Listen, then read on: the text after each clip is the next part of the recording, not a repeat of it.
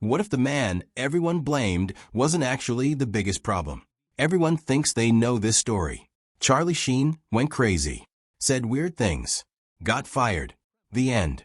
But that's not the real story. Not even close. Because here's what nobody talks about. Charlie Sheen didn't destroy this show alone. He had help from very powerful people. People who watched everything falling apart for years and chose to do absolutely nothing. Because the money was too good to stop. Stay until the end of this video. Because I'm going to show you something that completely changes how you see this entire story. And once you see it, you can never unsee it. But first, let's kill 3 lies everyone still believes. Lie number 1. The breakdown was sudden. It wasn't.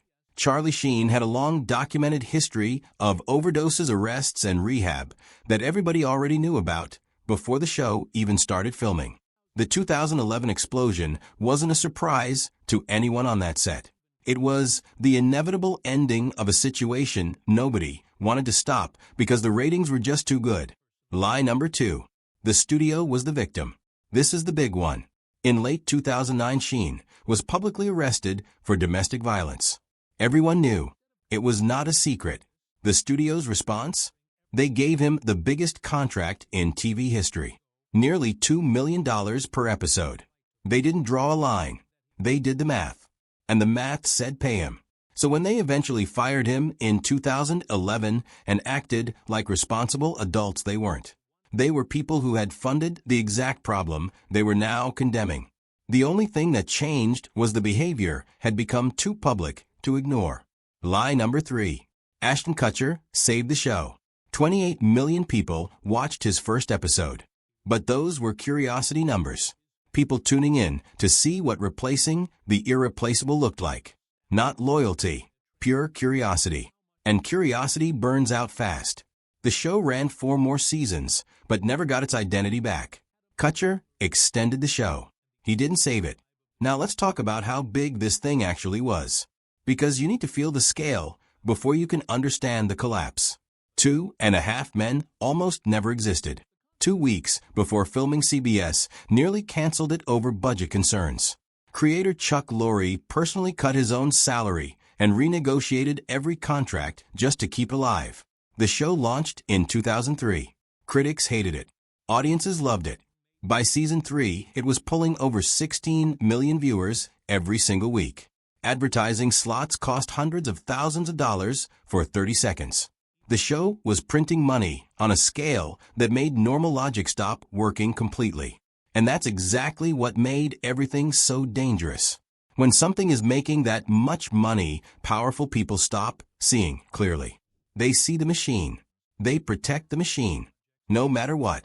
Charlie Sheen and Charlie Harper were not that different from each other.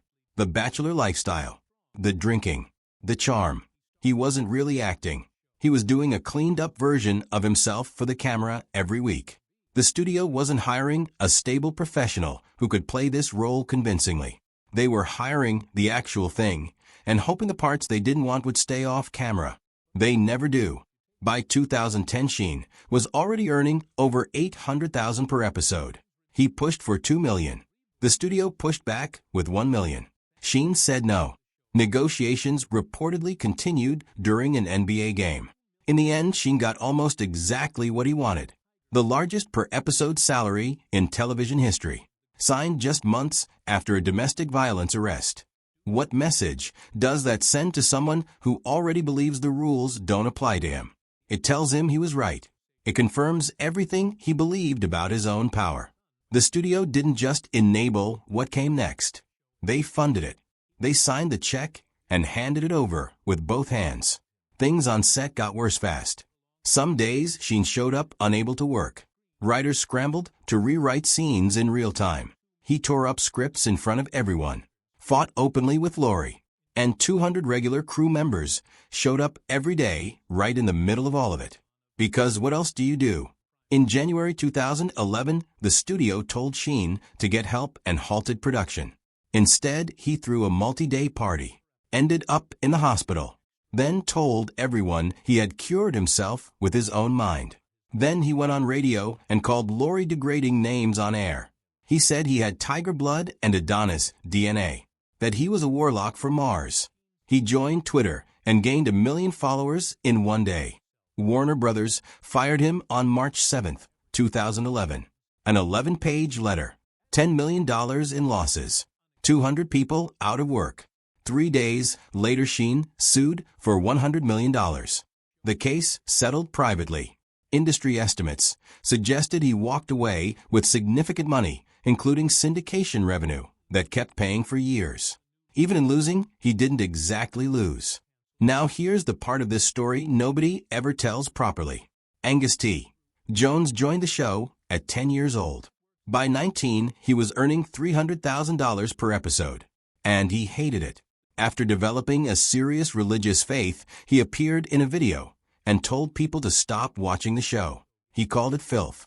He said you cannot call yourself a person of faith and be part of something like this. Hollywood was furious.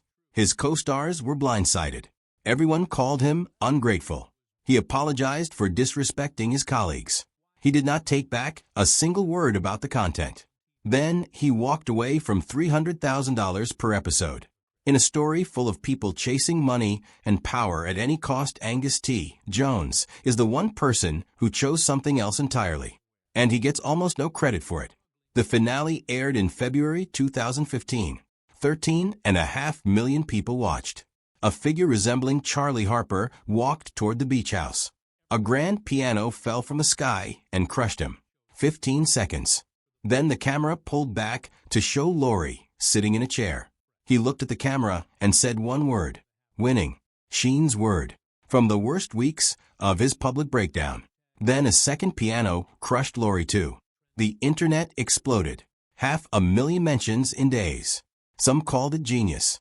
Some called it petty. Both sides had a point. Because here's the honest truth. Laurie earned the right to end his own show his own way after years of public humiliation. That part is real.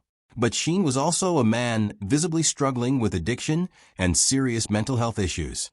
And Laurie used a national television platform to humiliate him one final time. That part is also real. I'm not going to tell you which side is right. Drop it in the comments. Because I genuinely think reasonable people land in very different places on this. Here's what I promised you at the start. This story is not about Charlie Sheen's meltdown. It's about what happens when a system decides quietly, without anyone saying it out loud, that money matters more than accountability. The studio knew. The network knew. The producers knew. Everyone in every room where decisions got made knew exactly what was happening. And they kept going. Because the machine was running. Because stopping felt more dangerous than continuing. Charlie Sheen didn't self-destruct in a vacuum. He self-destructed inside a system that kept fueling him because the alternative was turning off the machine. The piano didn't fall because he was uniquely terrible.